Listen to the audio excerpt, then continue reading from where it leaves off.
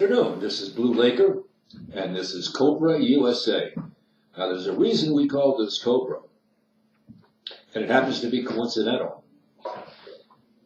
I don't think I'm going to go into the long story of it right now, but I will give you a clue. I decided to use Cobra for the radio show name because I was looking for something that was catchy and something that perhaps would attract attention. And so I bought this hat, and it has a cobra on it. And I thought, it's a king cobra, by the way. It's not just a regular cobra. At any rate, I said, okay, why not? I'll call it Cobra. And so then I started to investigate Cobra as far as a domain name and everything was concerned. And I found that it was available. So basically, that's where that started. But then I went a little bit further and I said, well, maybe I should see if there's any other applications for that name. Well, I went into Wikipedia and I pulled up Cobra, and the very first thing that I came to was Cobra is an insurance program that's offered by the federal government, and it was put into place by Ronald Reagan in 1985. Now, it's due to expire this year. Now, I'm not quite sure when that time is. But my understanding of Cobra is that it was designed specifically to replace insurance for people who either voluntarily or involuntarily lost their job, so that they could have insurance coverage during that period of time of unemployment. And so then I read further, and I found out, the pros and the cons of it. It's a little bit more expensive on the one hand, but on the other hand, it does give the coverage that people are looking for. Now, due to the fact that it's going to expire here very soon, we need to take a serious look at this because we are looking to replace Obamacare. And this gives us the opportunity of doing it and making some adjustments to it for a betterment program, and ultimately to come up with a plan that works hopefully for everyone. So, what about the cost? Well, we can't talk about the cost because the plan is due to expire this year. And therefore, there could be some modifications made to the program to fit most of the people, to give them an opportunity to have insurance where they don't have insurance or won't have insurance after Obamacare. In addition to that, we can make some of the changes that'll be beneficial. And we can provide the subsidies just like they do with Obamacare, maybe not to the full extent that Obamacare has, but there can be subsidies to help people move forward, to try to keep them healthy and try to serve everyone. Yes, I know it's a difficult task, but it needs to be done. There's a lot of things that need to be done here in the United States that we have to do. Not necessarily that we want to do, but we must in order for this nation to survive. We have to have secure borders, for example. We have to have states' rights so that each of the individual states can operate at maximum. What do I mean by maximum? I mean so that people can be employed. And we have to have a system that is going to ultimately do away with subsidies that are going to people that don't deserve them. Now you can say, well, everybody deserves them. Really? Does everybody deserve a driver's license? Does everybody deserve to be a citizen because they showed up? No, I don't think so. Do we have a deficit that is out of control? Absolutely. So we have to make certain modifications to the system in order to survive as a nation. If that doesn't mean anything to you, then you must be part of the minority that's trying to take us over. We fought a civil war for states' rights. Are we going to have another civil war to see who dominates the American scene? Is it going to be Americans? Or is it going to be minorities who have come into this country and are trying to take it over piece by piece, biting at the tail and taking the money that should be going to other sources? So, let's get serious. I want to talk about Nevada in particular. Nevada is a large state, yet 85% or approximately 85% of all the land in Nevada, which I believe is 110,000 square miles, 85% of that belongs to the federal government? Well, wait a minute. Let's talk about that for a second. There's talk that, if we have to take it over as a state, we would not be able to afford it. Well, let's just start at the very bottom here. Who's paying for the maintenance of those lands today? The BLM works for who? Well, since we're not calling in yet, you can't give me the answer. But I'm going to give you what I know, and I know that the Bureau of Land Management is under the threshold or the arm of the U.S. government, the federal government. And who pays the federal government? How does the federal government doesn't make any money? So who pays for that? You're looking at them. You're looking at them. You yourself are contributing to the welfare of America. That includes the land that the BLM administers. Now, let's keep in mind that they're only an administration. Yet, they seem to have complete control. I want to ask you this. With the sale of the properties that have been made, where does the money go? Oh, they're using it for maintenance? Maybe. Maybe not. When was a BLM ever audited? Where does the money go? How much goes to administration? And how much goes to the federal government? And how much of it goes to the states? These are questions that need to be answered. The fact of the matter is that the bottom line is that we are the ones that support the federal government. They, in turn, are the ones who hired the BLM. And by the way, they didn't ask us whether that was good or bad. They didn't ask us to elect officials to run that for them. And they dispose of the money as they will. So it's pretty clear that if the federal government can do that with our money, then we can do the same thing with our money. That we can administer those. Consequently, that federal land needs to come back to the states. Now, I'm not talking about military installations or anything of that nature.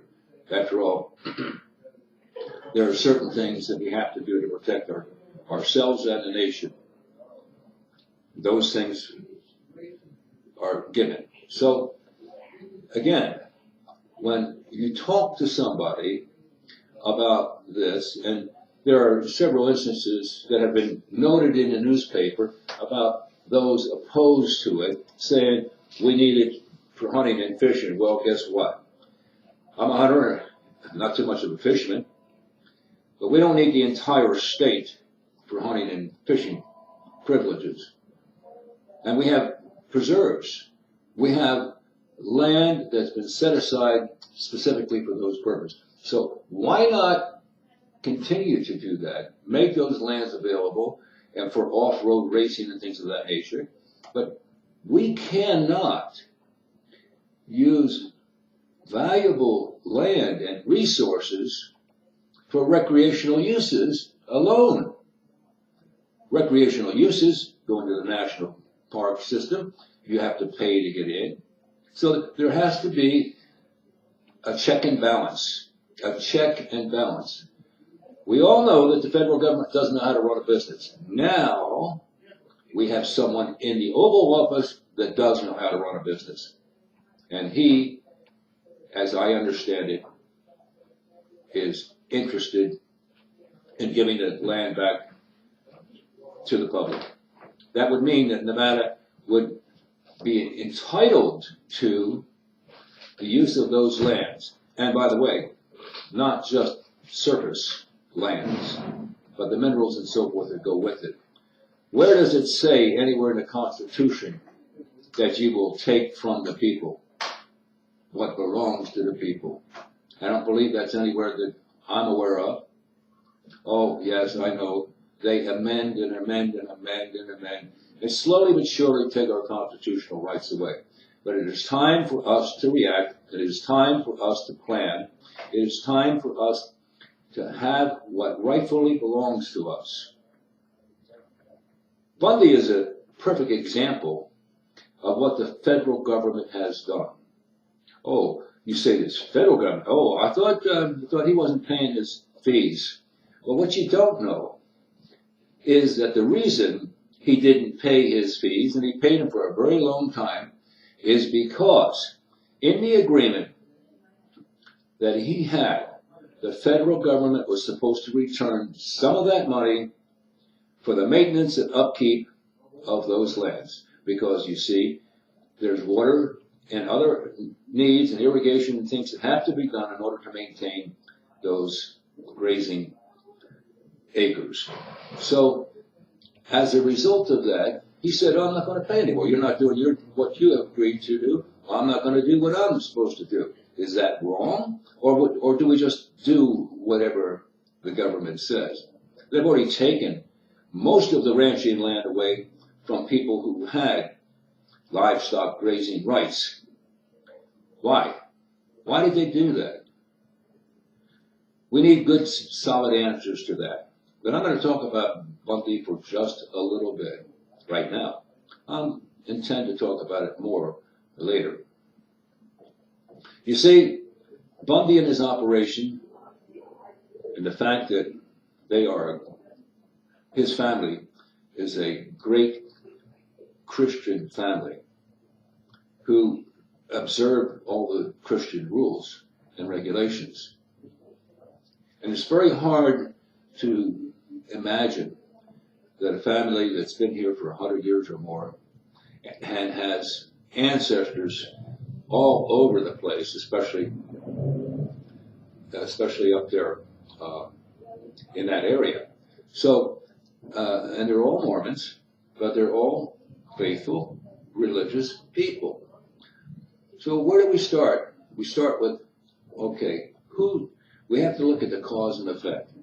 And the cause and effect was really simple, this, that Harry Reid, in his infinite wisdom, decided to get together with his sons and make a deal with the Chinese so that they could have a solar operation on those facilities. Now, never mind about the desert torch, never mind about the ecological side of that, because we have poisoned more tortoise than we have allowed to live through the federal government. So we have to separate the BS from the facts. And that's what we intend to do. But today, we want to just talk about states' rights. And states' rights is something that Donald Trump has said he's with. Now, what happens if we take over the control of those? What happens if we receive the money that is coming from the minerals and the use of those properties? Well, I guess we could use it for education. I guess we could use it for many other things. But we're not getting it now. It's going into the hands of other people who administer it, to have with their high salaries and with all of their cost overruns, and take that money away from us. Sometimes people would say, well, that sounds a little bit like theft. I would think it certainly falls within the parameter of taking people's money under false pretenses, for sure, and not accounting for it. How do we know exactly how much money the federal government rakes off in the sale of those properties and what it does with that money? Does it give it back to the state? Does it use it for the budget? Or is it just like Social Security? Come in and take what you want. I believe it's the latter. That they do what they want with the money, and they give no information to the public. We see that many times in government. They think it's too much information for the public to know. Well, we think it's not enough information, that we can't make judgments based upon the scarce bit of information that's available, or the conniving and the people involved in putting the scheme together. Bundy's in a trial right now, and you can bet that some of the witnesses that they're bringing forth have been coerced. Oh, how would they do that? Simple.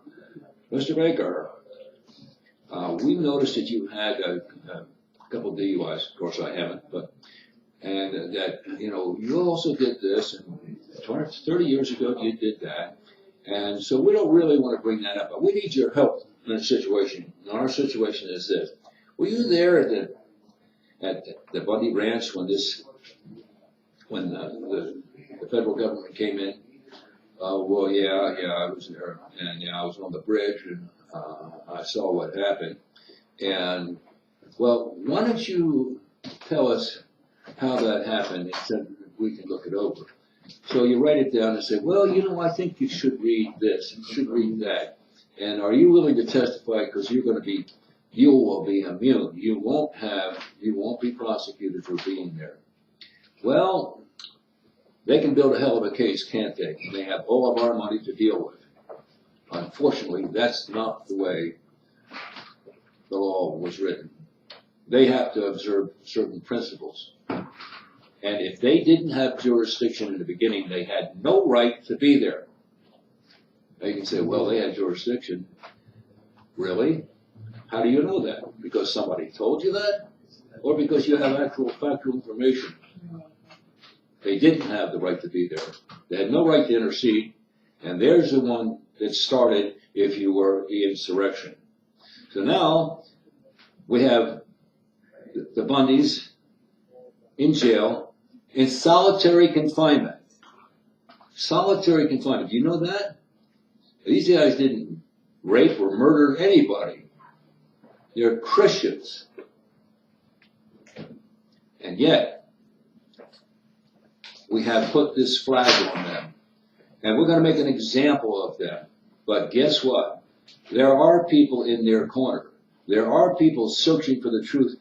And the only way they're going to get truth is we get to the bottom of it and start at the beginning. And it starts with Harry Reid. That's where it starts, and his sons. Can we have justice in the United States? Not if they have the ability to force the issues and do it without revealing the entire story. So I say to you, the state of Nevada needs that land back. The state of Nevada needs the income. And the state of Nevada doesn't have to worry about whether or not they can maintain it, because if the federal government can do it, we sure as hell can't do it ourselves. Because the federal government has never been good in business, ever. So why not do the proper thing? Return the property to the state. Let the state prosper. Let the jobs that are created take care of some of the unemployment that's taken place. Let us succeed. Let's quit sending our resources out of the country into places like China. Let's do those things here. Let's give everybody an opportunity for employment, everyone an opportunity for medical, and everyone an opportunity to succeed and live the American dream. And I say this, that with your help and God's help, we can make it happen. So follow the story closely. We're going to be asking for people who know more to be able to give us that information about some of these things that we just talked about today. Because we're going to need every bit of ammunition we can to upset the apple cart and to get states' rights and to free the Bundys for crimes that they did not commit. And let's make the guilty parties come forward And that begins with good old Harry Reid. So today's program has been a little bit about states' rights. It's been a little bit, about where we need to go as a country. And we're going to continue on that phase, and we're going to ask for your help. In closing, I want you to know that Cobra is an insurance program that we can put together that will be effective until such a time as the administration comes up with a final plan that will meet with everyone's approval.